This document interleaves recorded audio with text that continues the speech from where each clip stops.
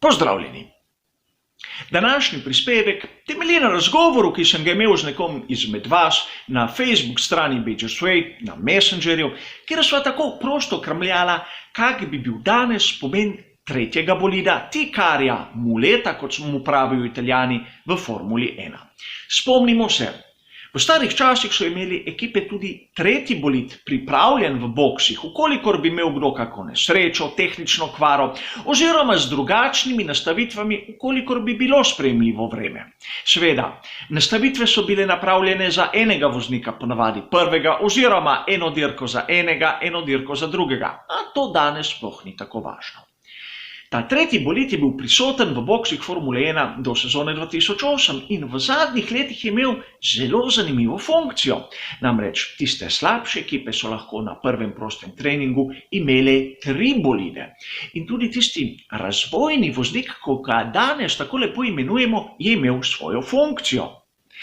Danes v resnici ga imenujemo tudi razvojni voznik, a v resnici je premožen posameznik, kateri plača v večini primerov ekipi oziroma ima pokrovitelja, da izrine tistega glavnega voznika na prvem prostem treningu iz njegovega sedeža.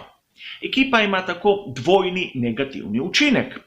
Prvič, tisti uradni voznik izgubi kar nekaj časa za iskati primerne nastavitve za tisti dirkaški vikend. In drugič, vprašajmo se v resnici, kaj pripomore ta razvojni voznik k kompletnemu razvoju bolida. Bore malo, po mojem. In tudi, če se malce ozremo za nazaj v sezono 2019, se lahko vprašamo, naprimer, kako bi tretji bolid na prvem prostem treningu bil primeren za razvojni potencial pogonskih sklopov Honda. A menite, da s tem, ko niso imeli na razpolago tretjega bolida, so kaj privarčevali? Ali bi jim prišlo še kako prav, bi lahko naredili še večji korak naprej, oziroma tudi prisilili druge k bolj hitremu razvoju lastnih pogonskih sklopov.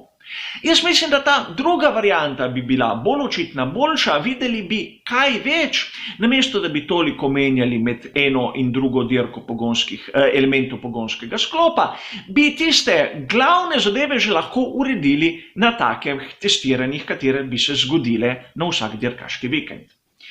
In še več, vsi tisti mladci, kateri se, bom rekel, borijo v Formuli 2, bi lahko v petek imeli možnost se dokazati tudi v Formuli 1. Nabirali bi izkušnje, kar je danes malce bolj težka zadeva, če tako pogledamo, še posebej, če nimaš bogatega pokrovitelja, bogatih staršev ali kaj podobnega. To se pravi, ta tretji bolid bi bil v bistvu zanimiva zadeva, še posebej, če se zavedamo tega, da ekipe Formule 1 tako ali drugače tovorijo seboj dovolj rezervnih delov, da bi lahko imeli tretji bolid na razpolago. Spomnimo se samo v Azerbajdžanu, kako hitro so Georgeu Russellu pri Williamsu sestavili nov bolid, kljub temu, da so celo sezono javkali v kakem pomanjkanju so z rezervnimi deli. To se pravi, nekaj tu ne drži. Kje bi lahko v bistvu kaj prihranili s tem, da nimamo tretjega bolida samo pri pneumatikah, pri gorivu in pri mazivih? In mislim, da so to zanemarljiva sredstva.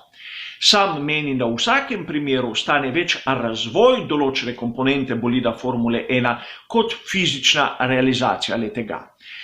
Če nekdo polomi nek profil, je cena za narediti novega enakega bistveno nižja od tistih sredstev, ki se jih je vložilo za določiti določeno obliko. In zaradi tega me razna, bom rekel, prepričevanja okrog prihranjevanja finančnih sredstev sploh ne prepričajo. Vidimo torej, da tretji bolid v Formuli 1 bi bila zanimiva zadeva, ukolikor bi jo ponovno uvedli. A kdo bi bil proti uvedbu tretjega bolida? Po mojem same ekipe. In to tiste glavne ekipe. Zakaj?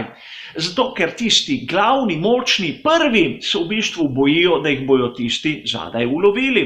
In zato, naprimer, Mercedesu ali Ferrariju ni v interesu, da je nekdo kot McLaren, da nekdo kot Haas, da nekdo kot, naprimer, Alfa Romeo Racing ima možnost testirati malo bolj, popraviti svoj bolid in se jim približati.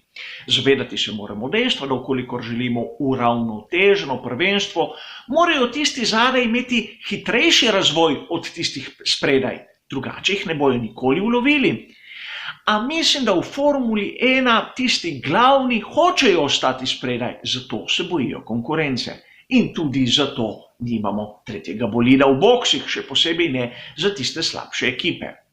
Seveda, to je bila le iztočnica za kako diskusijo, ima kdo še kaj za pripomniti, kakšno svojo idejo, kakšno svoje videnje pomena tretjega bolida v boksih Formule 1.